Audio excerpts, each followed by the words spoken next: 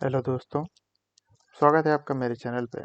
और आज हम बात करने वाले हैं एक ऐसे मुद्दे पर जिनके बारे में लोग ज़्यादा बात नहीं करते। ये मुद्दा है अज्ञानता का। और आखिर क्यों भारत इस दुनिया में अभी तक काफ़ी पीछे है। और मैं इसी मुद्दे का एक उदाहरण दूंगा अपनी असली ज़िंदगी से, जब मेरा सामना एक ऐसे ही मूर्ख इंसान से हो गया। तो दोस्तों, चलिए वीडियो को शुरू करते हैं। तो सबसे पहले तो मैं आपको बता देना चाहूँगा कि भारतीय लोगों में अकड़ काफ़ी ज़्यादा है। वो लोग नहीं चाहते कि मैं किसी के सामने गलत हूँ, गलत समझा जाऊँ, या मैं किसी के सामने में किसी से कम होशियार समझा जाऊँ। और यही उन लोगों की सबसे बड़ी कमी है। इसी कारण वो लोग सच्चाई को नहीं जान पाते और वो हमेशा पीछे रह जाते हैं। अब मैं अपनी ज़िंदगी का एक उदाहरण बताता हूँ पहले आपको। एक दिन मैं एक लड़के से बात कर रहा था और हमारी बात हो रही थी कि कहीं घूमने चलें। तो वो बता रहा था कि वो काफ़ी जगहों पे घूम चुका है, खाटू श्याम, और उसे अभी हाल ही में जो कुंभ चालू हो गया है वहाँ भी घूमने जाना है। और वो मुझे भी कह रहा था कि तुम भी क्यों नहीं चलते हो। तो यही हमारी बात हो रही थी। फिर धीरे धीरे, जैसे कि आप जानते हैं, बात होते होते बात कहीं और चली जाती है। तो हमारी बात कहीं और चली गई। और बात यहाँ तक चली गई कि राम भगवान का जन्म कब हुआ था। तो हम दोनों में इसी बात के ऊपर बहस होने लगी। उसका कुछ अलग मानना था और मेरा कुछ अलग। तो हुआ कुछ ऐसा कि उसने बताया कि मैंने एक वीडियो देखा था सुधांशु त्रिवेदी का। आप भी जानते होंगे उन्हें, ये बीजेपी के एक प्रमुख प्रवक्ता हैं जो कि टीवी डिबेट्स में काफ़ी ज़्यादा दिखते हैं। तो उसके हिसाब से उस वीडियो में सुधांशु त्रिवेदी कह रहे थे कि भगवान राम का जन्म 7,000 साल पहले हुआ था। उस वीडियो में सुधांशु त्रिवेदी ने बताया था कि राम भगवान के जन्म के समय जो ग्रहों की दशा थी, जब उसी ग्रहों की दशा को नासा ने प्लेनेटोरियम नाम के सॉफ्टवेयर में डाला तो उनके जन्म की तारीख आ गई। और वो कुछ 7,000 साल पहले, 7,000 ईसा पूर्व पहले थी। तो फिर मेरा दिमाग थोड़ा खिसक गया। मैंने सोचा कि यार, ये तो इस बात पे अटक गया है और अब मैं क्या करूं।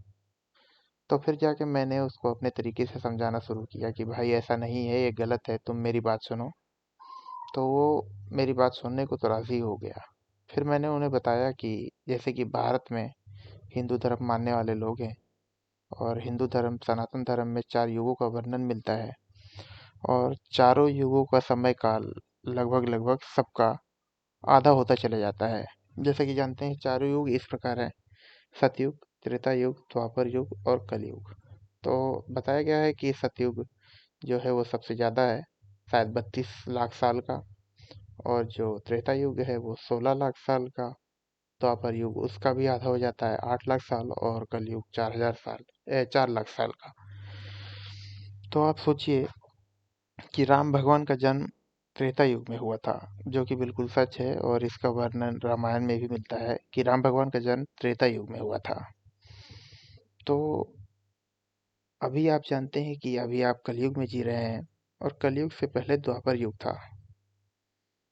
तो 7,000 साल पहले तो अगर राम भगवान का जन्म हुआ होगा तो वो तो द्वापर युग में पैदा हुए होंगे।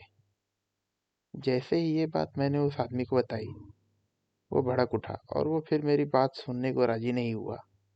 वो मुझे कहने लगा कि शायद तुम मुसलमान हो, और फिर जाके बोलने लगा कि शायद तुम भगवान में मानते नहीं हो।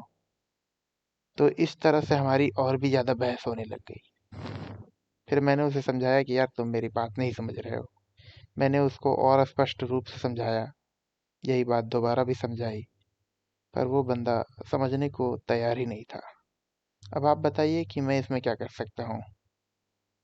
और भारतीय लोगों की यही घात है जो उन्हें आगे नहीं बढ़ने देती है। वो गलती को जानते हुए भी स्वीकारते नहीं हैं और अपने झूठ को सामने रखते हैं, जबकि सच्चाई को छुपाते हैं। उन्हें ऐसा लगता है कि अगर मैंने इसकी बात मान ली तो मैं नीचा हो जाऊंगा, जो कि बिल्कुल गलत है। और इसी कारण से भारतीय लोग आगे नहीं बढ़ पाते हैं।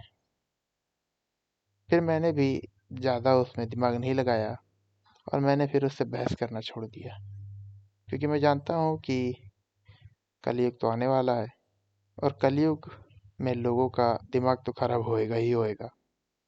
और अगर कलयुग में अच्छे दिन आ गए, जो कि मोदी कहता है हमेशा, तो फिर जाके कलयुग में भगवान अवतार ही क्यों लेंगे। अगर ये जो नेता हैं, राहुल गांधी, नरेंद्र मोदी, अगर इनकी बात माने तो ये अच्छे दिन लाने वाले हैं। और अगर अच्छे दिन आ गए तो फिर भगवान कल की नहीं आएंगे। और अगर हम इनको मानते हैं तो फिर भगवान को मानना छोड़ना होगा।